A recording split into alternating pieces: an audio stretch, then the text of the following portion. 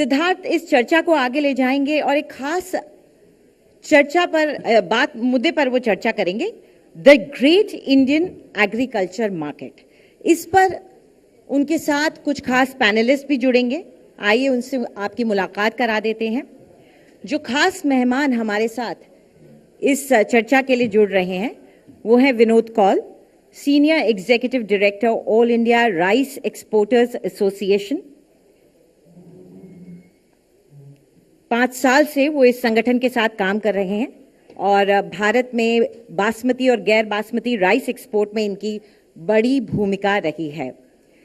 साथ में हमारे अशोक सेठी साहब भी जुड़ेंगे जो कि बासमती राइस एक्सपोर्ट एसोसिएशन से हैं। और आपको बता दें कि ये आंकड़ा काफ़ी चौंकाने वाला था जब मैंने देखा। ये एसोसिएशन हर साल 140 देशों में भारतीय बासमती राइस को एक्सपोर्ट करती है। तो हम जर्नलिस्ट के तौर पर जब इस तरह की बात पता चलती है तो काफ़ी अच्छा लगता है। और एक और मेहमान हमारे साथ रहेंगे, वो हैं विनोद आनंद साहब जो कि एमएसपी कमेटी के मेंबर हैं। तो मैं आग्रह करूंगी तीनों मेहमानों से कि वो मंच पर आएं। विनोद कौल साहब, अशोक सेठी साहब और विनोद आनंद साहब।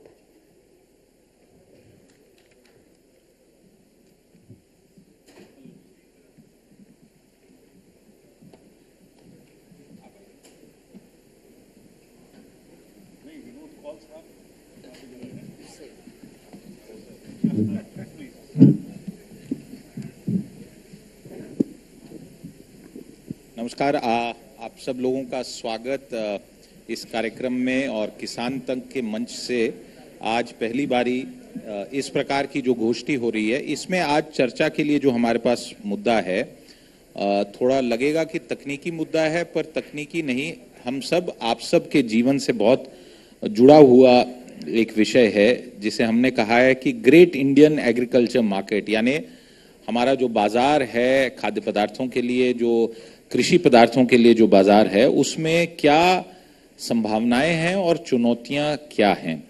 मैं अशोक सेठी जी से सबसे पहला इस विषय पे एक शुरुआत में एक टिप्पणी चाहूँगा कि जब हम बाजार की बात करते हैं तो बासमती और चावल, ये सबको पता है, बासमती पूरी दुनिया में भारत की पहचान, उसका स्वाद और उसकी खुशबू खासकर पूरी दुनिया में फैलती है। मैं जहाँ से आता हूँ वहाँ पे आरएसपुरा की बासमती काफ़ी फेमस है, बचपन से हमने खाई है, देखी है। आजकल वो कम मिलती है। तो अशोक जी, ये जो मुद्दा है इसमें चुनौती कितनी है और अवसर कितने हैं? थैंक यू जी। आज तक को आज बहुत बहुत मुबारक जी। और इतना बड़ा आज आपने किसान तक का जो चैनल शुरू करना है, डिजिटल चैनल, आई होप ये टीवी पे भी आप शुरू करेंगे इस चैनल को। बहुत बहुत शुक्रिया आप सबको, बहुत बहुत मेरी शुभकामनाएं। ये आपने बड़ा अच्छा सवाल किया। हमने सबसे पहले सर 1981 में पर्स कंटेनर दुबई में भेजा था और हमने पीछे मुड़ के नहीं देखा। आज हमारी तकरीबन 36,000 करोड़ की एक्सपोर्ट है सर। ऑलमोस्ट 160 दुनिया में हमारे खुशबू वाला चावल, टेस्ट है जिसमें खुशबू है और लेंथ है, ये सब दुनिया में जा रहा है। और ये हमारे लिए बहुत अच्छी बात है कि हम हिंदुस्तान की एक एग्रीकल्चर प्रोड्यूस की एक ऐसी कमोडिटी एक्सपोर्ट कर रहे हैं जो दुनिया में अभी every year we expect growth of 10 to 15% every year. जब हमने 2000 की बात करें सर, हम सिर्फ 3.5 लाख टन का एक्सपोर्ट करते थे। आज हमारी 45 लाख टन की एक्सपोर्ट है। और ये सारा दुनिया का कोई देश नहीं है जहाँ पे ये बासमती खाई जैसे है। और they enjoy this such a lovely flavour. इसमें टेस्ट है, खुशबू है और लेंथ है। और इसका सबसे ज़्यादा श्रेय जाता है पंजाब के जो 5 रिवर, पंजाब रिवर से जाना चाहता है, पंजाब नहरों से, उनकी वजह से जो नहर है, नहरी पानी की जो इरिगेशन है, उससे सबसे बढ़िया बासमती पैदा होती है। उसका मेन जो शहर है उसका है अमृतसर है, तरन तारण है, गुरदासपुर है। और कुछ वैसे तो इसमें जीआई टैग भी है। 86 डिस्ट्रिक्ट्स हैं इंडिया में जहाँ से बासमती उगती है। जैसे आपने आरएसपुरा का जिक्र किया, बहुत बढ़िया बासमती होती है और फार्मर बहुत अच्छा है। और बच्ची वहाँ पे, क्योंकि सबसे एडवांटेज आरएसपुरा और ये जम्मू के पास जो इलाका कठुआ का, उसमें पानी का स्तर बहुत ऊंचे है। तकरीबन 5-7 फुट पे ही पानी अवेलेबल है, इरिगेशन का पानी। इस वजह से जो बासमती ये सारी दुनिया में पहचान है हिंदुस्तान की, और हम चाहते हैं कि आप लोग इसका और उत्साहित होकर और इसको लगाएं और अच्छा बीज लगाएं, अच्छी इसकी यूज से अपने मेहनत से इसको आगे लेके जाएं। और हमें बड़ी खुशी हुई है कि आज हम आपके साथ इस पैनल पे जुड़े हैं। बहुत बहुत शुक्रिया।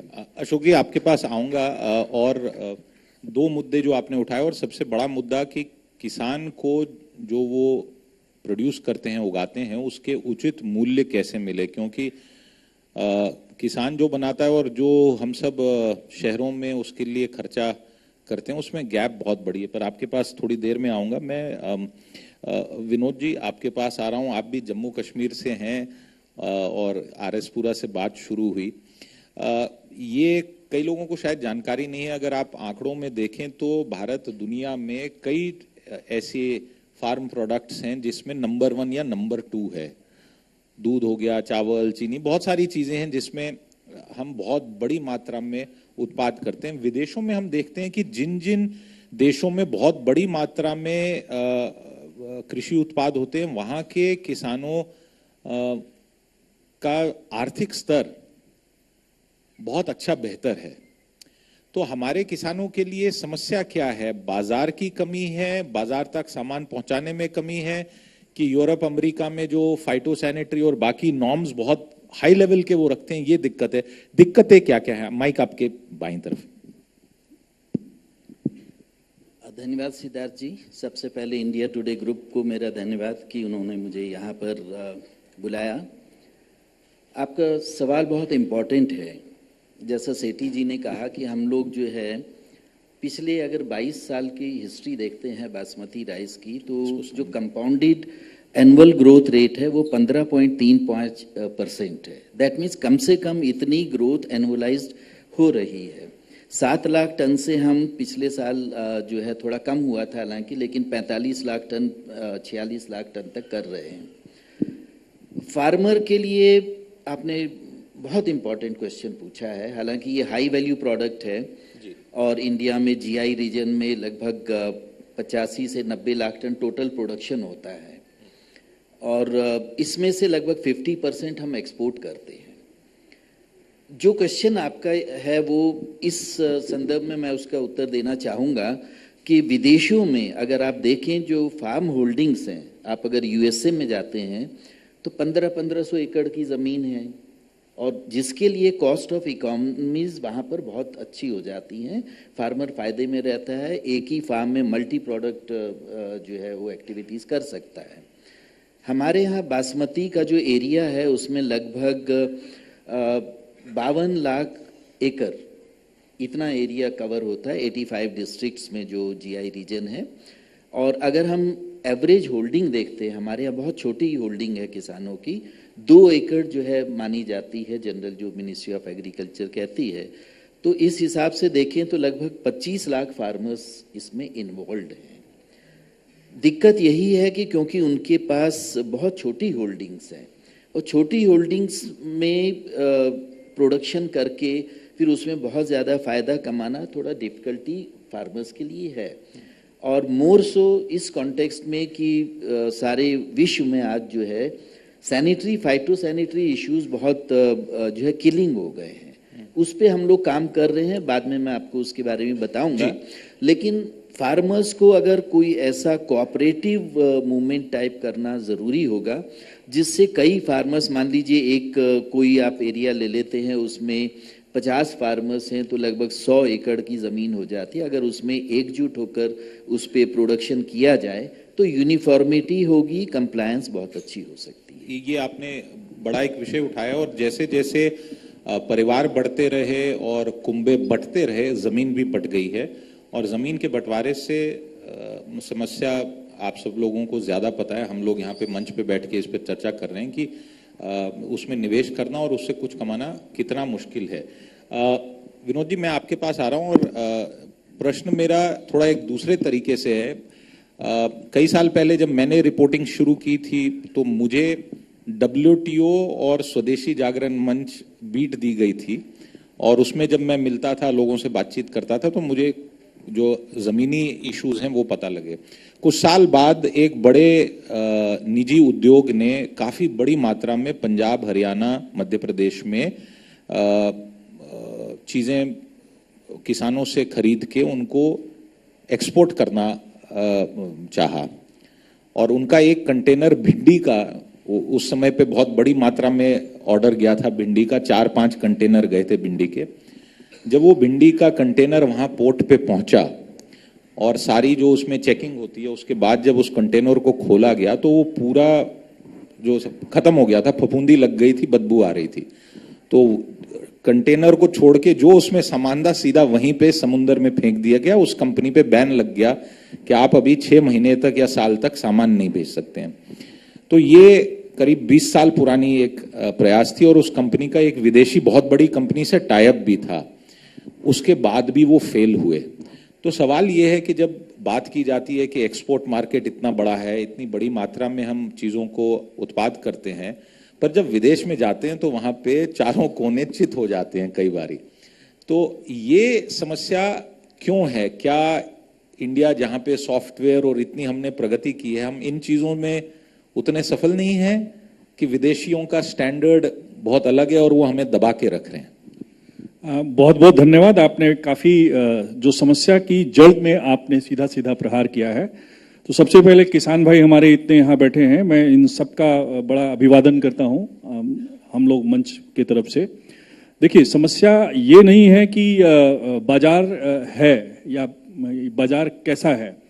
समस्या ये है कि हमारे जो मूल्य श्रृंखला यानी जो वैल्यू चेन बनी हुई है, उसमें हमारे किसान की क्या पहुंच है, इनकी वैल्यू क्या है, क्या इनके पास एक्सपोर्टर्स डायरेक्टरी है, क्या ये जानते हैं कि कौन सी फसल हम उगाएं, किस तरह की उगाएं, और उगाने के कितने समय पहले से जो कहीं विदेश में किसी जगह पे हैं उनके साथ क्या अनुबंध करें।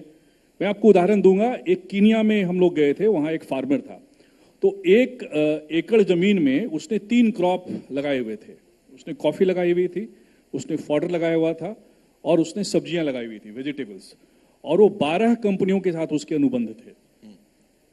तो सबसे पहले हमको 20 वर्ष हो गए, और WTO की बात जहां तक आप कर रहे हैं उसमें शरद जोशी साहब काफी एक्टिव थे, और उस संगठन से मैं भी जुड़ा रहा हूं, और किसानों के प्रतिनिधि, खास करके सहकारिता के प्रतिनिधि के तौर पे मैं MSP कमेटी में अभी सदस्य हूं। तो हमारी जो आगे आने वाली चीजें हैं उसमें हमको इस बात पे पूरा ध्यान देना होगा कि वो वैल्यू चेन डेमोक्रेटिक है या नहीं। अगर वो वैल्यू चेन डेमोक्रेटिक होगा तो आज जैसे किसान मान के चलिए बहुत सारे कंपनियों का एक सहयोगी है जो हमारे सीड में और हमारे जो पेस्टिसाइड है या एग्रोकेमिकल्स है या और भी जो इनपुट्स हैं उनके साथ वो व्यापार कर रहे हैं।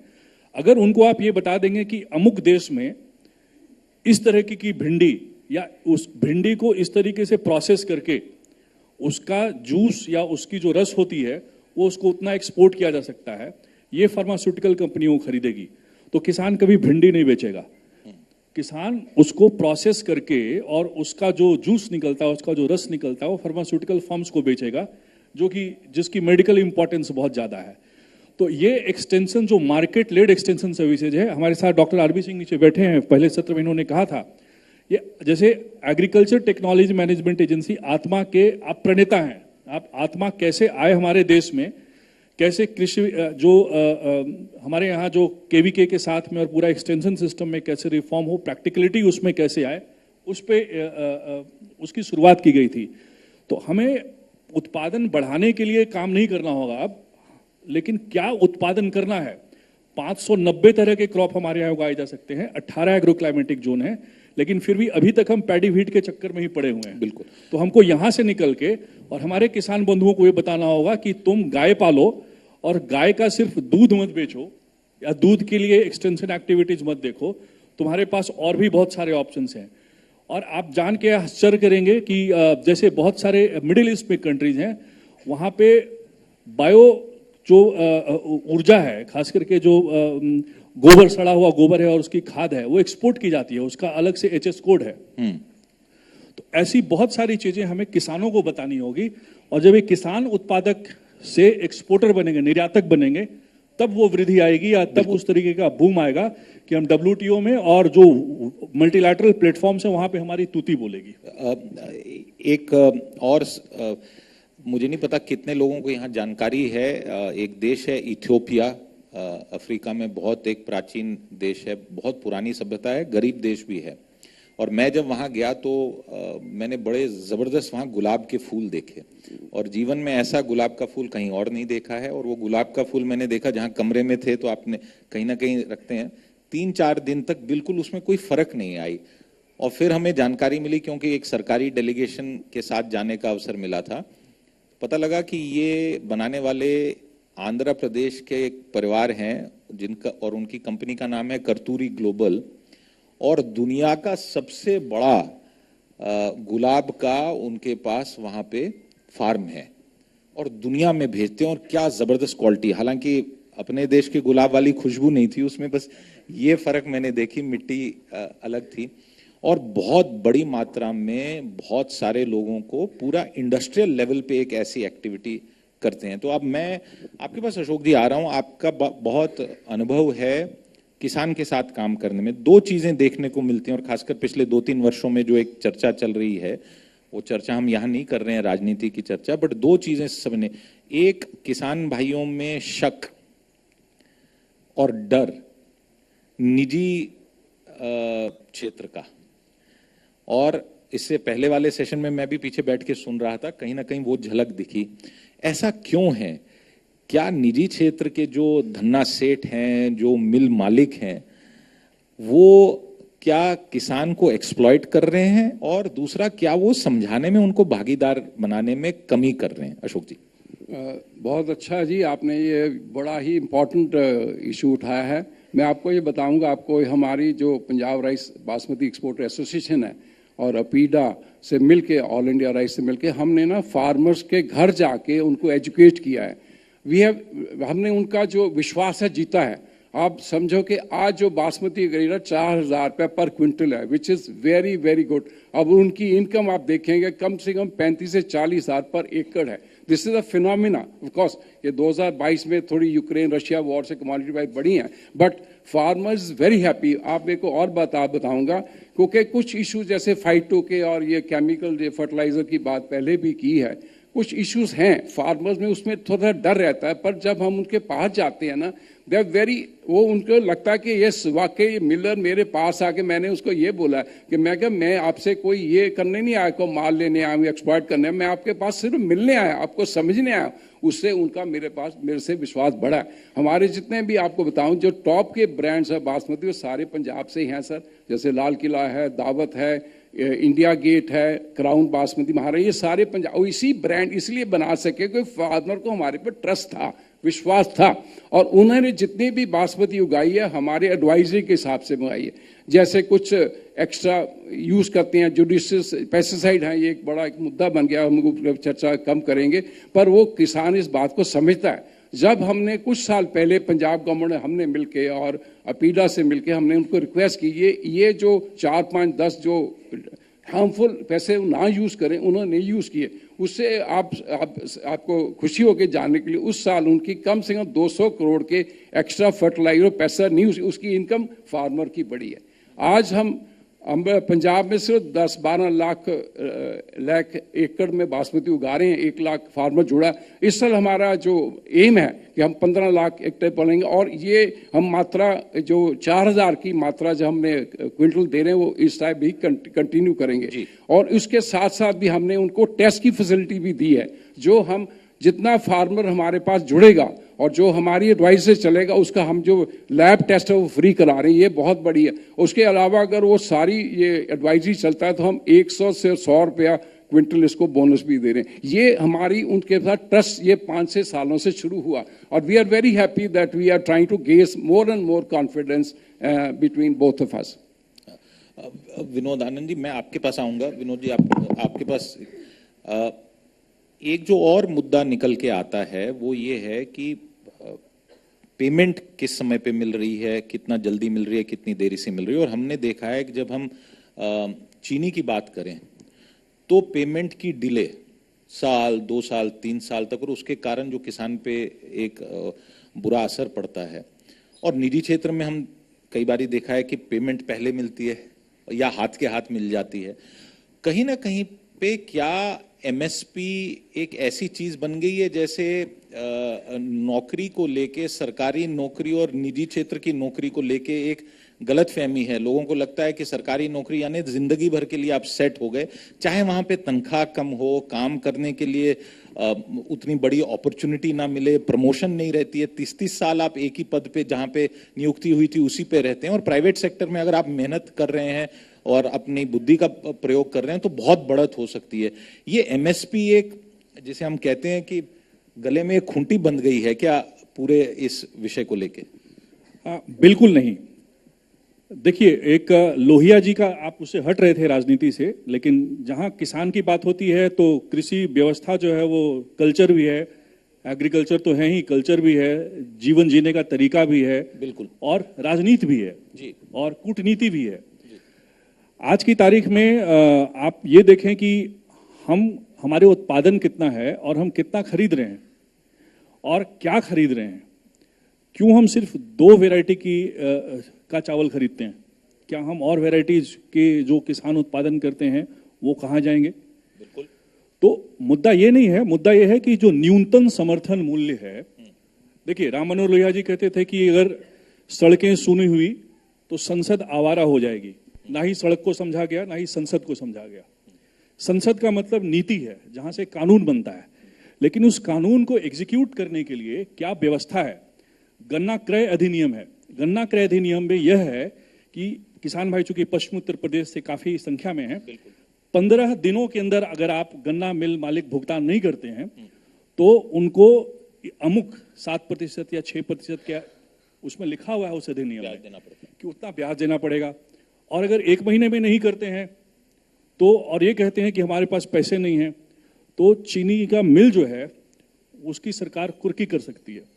और अगर वो 2 महीने में नहीं करते हैं तो जो प्रोमोटर्स हैं उनकी कुर्की जब्ती की जा सकती है। तो क्या उस नियम को, ये 88-90 के आसपास ये नियम बना था, हम इंप्लीमेंट कर पाए? डॉक्टर साहब बैठे हैं, एमएसपी कभी भी C2+ हम कैसे करेंगे? अपॉर्चुनिटी कॉस्ट कैलकुलेट करना, अभी तक कॉस्ट ऑफ कल्टीवेशन हम 71-72 में लगे हुए हैं। तो अभी आवश्यकता इस बात की है कि एमएसपी को पारदर्शी बनाया जाए और प्रभावी बनाया जाए। जो 10% किसान एमएसपी का फायदा ले रहे हैं वो कम से कम एक फेज में 30% जाएं, 40% जाएं, 50% हो क्यों नहीं रहा है? और देखिए ये विषय मतलब मैंने 20-25 सालों से सुना है एमएसपी का सुधार होना चाहिए, हो क्यों नहीं रहा है? तो उसी में तो हम लोग लगे हैं। उसको पारदर्शी बनाने के लिए मैं आपको अगर आप मुझे 1 मिनट दें तो मैं इस हाउस को ये अवेयर कराऊं कि कॉस्ट ऑफ कल्टीवेशन हम कैलकुलेट कैसे करते हैं। देखिए, इसमें 19 एग्रीकल्चर यूनिवर्सिटी या इंस्टीट्यूशन इन्वॉल्व होते हैं 19 जगहों पे, यानी कि 19 राज्यों में हम वो पॉइंट लेते हैं। हर राज्य में एग्रो क्लाइमेटिक जोन के हिसाब से हम 75 गांव लेते हैं, 75 विलेजेस लेते हैं, और उन 75 विलेजेस में 10-10 फार्मर सारे क्रॉप के लेते हैं जो 23 क्रॉप में है।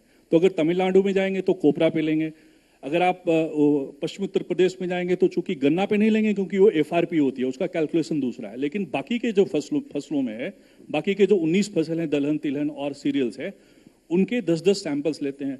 तो इतने बड़े देश में अभी तक हम सिर्फ 14,440 किसानों का ही हम अभी डेटा पॉइंट ले रहे हैं। और वो डेटा पॉइंट अभी तक आपको जान के आश्चर्य होगा कि वो इलेक्ट्रॉनिक नहीं है, यानी कि वो पेपर पे उसका सर्वे होता है। कोई भी आदमी दिल्ली में बैठ के सर्वे कर सकता है महाराष्ट्र के किसान का। वो वीडियो रिकॉर्डिंग क्यों नहीं होती उसकी कोऑर्डिनेट्स क्यों नहीं आप सदस्य हैं कमेटी के, हो क्यों नहीं रहा है? तभी मैं पूछ रहा हूं। मैं आपको ये बता रहा हूं कि ये सारी प्रोसेसेस जो है, हमारी कमेटी की रिपोर्ट आप आने दें। हाँ। हम लोग इस पे काम में लगे हुए हैं। कब आएगी रिपोर्ट? हो सकता है जून जुलाई में आ जाए, हो सकता है नवंबर में आ जाए, क्योंकि ये इतना वृहत कार्य दिया गया है। नेचुरल फार्मिंग भी हमारे पास है, क्रॉप डाइवर्सिफिकेशन भी हमारे पास है, उसकी स्टडी करना, और मिनिमम सपोर्ट प्राइस कैसे पारदर्शी बने, जिससे आपको यह पता चल पाए कि हाँ कहाँ पे फसल का 23 का 50 बन सकता है, 50 का 100 हो सकता है। मतलब जितने कवर्ड हैं आइटम आज 23 हैं, हाँ। उनका 50 हो सकता है, 100 हो सकता है। किसान तो यही चाहता है कि आप मेरे को मिनिमम सपोर्ट प्राइस दीजिए, मैं पूरी अपना खून पसीना लगा के आपको बढ़िया। मैं अपने कमेटी की तरफ से भी खास करके, क्योंकि मैं कमेटी का सदस्य हूं और जिम्मेवारी मेरे कंधों पे है, तो मैं आश्वस्त सबसे पहले आपको करता हूं कि जो लोग इस भाषा की बात कर रहे हैं कि एमएसपी को सरकार कहीं हटाने वाली है या एमएसपी खत्म करने वाली है या बदलने वाली है, तभी तो मैं आपसे कह रहा हूं कि उसको डबल करेंगे क्या? और उसमें नहीं, उसमें एमएसपी में कौन कौन से क्रॉप ऐड होंगे उसकी बातचीत अभी उस प्रक्रिया पे क्रॉप डाइवर्सिफिकेशन के हिसाब से यानी फसल विविधीकरण के हिसाब से उस पर बातचीत चल रही है। यह एक काफी कॉम्प्लेक्स सब्जेक्ट है जिसमें सारे हितधारकों को हम साथ में लेकर और बातचीत कर रहे हैं। नहीं, आपने एक अच्छी हमें जानकारी दी, खबर दी। ये रिपोर्ट आप कह रहे हैं नवंबर तक आ सकती है, उससे पहले भी आ सकती है। उससे पहले भी आ सकती है। 2024 का चुनाव भी सर पर है, तो रिपोर्ट का क्या होगा वो तो सरकार के लोग बताएंगे। विनोद जी, आपके पास जिस विषय पे मैं आना चाहता हूं, आजकल कई बारी हम देखते हैं कि कई किसान, और खबरें भी आती हैं बीच में कि उन्होंने ई कॉमर्स से कुछ अपना चीज था, उनको कोई बायर दूर मिल गया। आजकल आप देखते हैं कि छोटे छोटे ऐसे बुके टाइप बन गए हैं कि आंध्र प्रदेश में बंगमपल्ली जो आम है वो आप डायरेक्टली ई कॉमर्स से मंगा सकते हैं। मेरे गांव, मेरे शहर कश्मीर में, श्रीनगर में, वहां एक आम है अमरी, सेब है अमरी जिसे कहा जाता है। अब वो मिलता है आपको फोन वोन को, क्योंकि उसकी अवेलेबिलिटी नहीं है और दाम तो शहर वाले मिलते हैं। तो क्या तकनीकी से कुछ सुधार हुआ है जमीनी लेवल पे? ऐसा अनुभव आपको भी लगा है?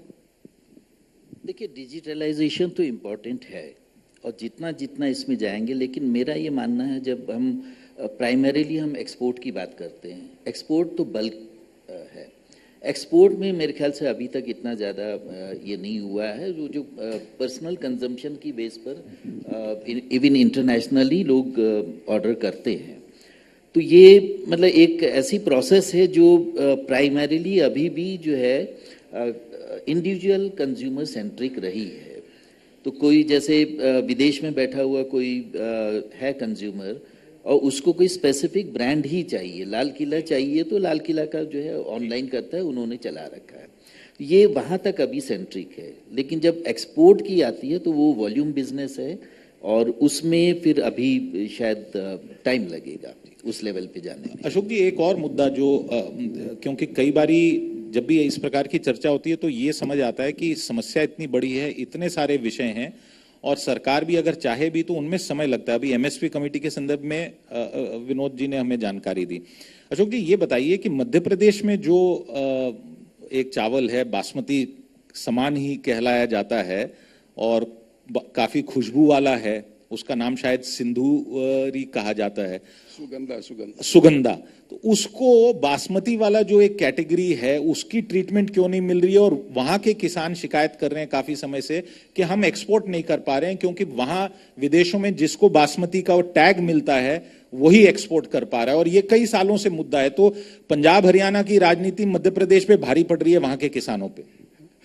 बहुत अच्छा सवाल किया। ये थोड़ा सा टिकलिश है बट मैं आपको इसको एक्सप्लेन करूंगा। क्योंकि जब GI tag, geographical indication tag बना था, तो ये तो एक इंटरनेशनल फोरम पे बना था। उसकी वजह से ही जो एरिया उन्होंने कहा था, जो रिवर्स एरिया है, जैसे इंडो गैंजेटिक एरिया, जैसे पंजाब है, हरियाणा है, यूपी का हिस्सा है, वेस्टर्न यूपी है, हिमाचल है, उत्तराखंड और जम्मू कश्मीर का जम्मू कोश एरिया है, वो तो एक्चुअली मैं आपको हिस्टोरिकल बैकग्राउंड आऊँ, कोई 20-25 साल पहले ना अमेरिका ने बासमती अपने ट्रेडमार्क करानी शुरू की, पेटेंट कराने लगे। तो जब हमने कहा जी बासमती आप करा ही नहीं सकते, ये तो एक ऐसा है सिस्टम के जिसमें सिर्फ इसी एरिया में, इंडो गैजेटिक एरियाज में ही करना पड़ेगा। तो उन्होंने फिर हमने we contested that in the courts and we won the case. So they have lost the patent on basmati. Now basmati is only confined to, that is the reason कि मध्य प्रदेश का जो है ना, वो actually this has to be under GI tag only, then only we can make it as a, और दुनिया में acceptable होना चाहिए। क्योंकि अगर यूरोप में जाता है वो डीएनए टेस्ट कराते हैं जी, वो कहते हैं डीएनए टेस्ट में, और उसके जो स्ट्रीम्स हैं, जैसे जो उसके मदर फादर के जैसे जीन्स के इकट्ठे किया जाता है, उसी चक्कर में है। बट हम चाह रहे हैं कि इस एरिया को एक्सपैंड किया जाए, इससे फार्मर को अच्छा भाव मिलेगा और मेरे ख्याल we can get a good price for that. Thank you. ये आपने एक अच्छा विषय बताया, और ये चर्चा जो हो रही थी मध्य प्रदेश के किसानों की जो चावल उगाते हैं, ये चर्चा हम कर ही रहे थे। और हमारे साथ अभी पुरुषोत्तम रूपाला जी, केंद्र सरकार के मंत्री, एनिमल हस्बेंड्री, फिशरीज और डेयरी के, बहुत बड़ा एक ये जो आज इस मंच से मंत्री जी जो चर्चा हो रही है सुबह से लगातार, इसमें कई जो विषय निकल के आ रहे हैं आज किसान के लिए जो समस्याएं हैं और क्या सुधार और क्या उनके लिए प्रयास किए जा सकते हैं, तो ये विषय हमारे साथ आज था। अशोक सेठी जी, विनोद आनंद जी, विनोद कौल जी, आप तीनों का बहुत बहुत धन्यवाद, आपने समय दिया और कुछ मुद्दों पे बात हुई, मुद्दे बहुत हैं पर आप लोगों का धन्यवाद। और सारी जो हमारे साथ यहाँ पे ऑडियंस है, हमारे किसान भाई, आप लोगों का भी धन्यवाद। मैं इस सेशन का यही समापन करता हूँ और अगले सेशन की अब तैयारी करेंगे। नमस्कार।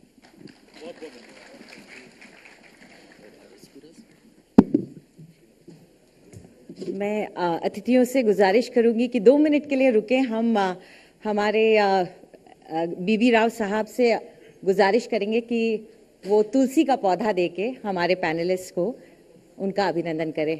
और मनोज शर्मा साहब भी अगर आ सके मंच पर तो।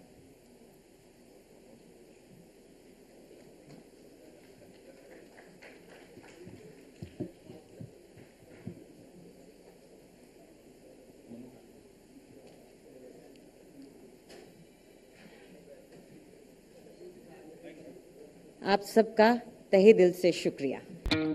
हमसे है दुनिया, हमें कुछ करके दिखाना है। मिट्टी मेरी, सेहत मेरी, खेती का नया जमाना है। किसान तक खाना है तो उगाना है।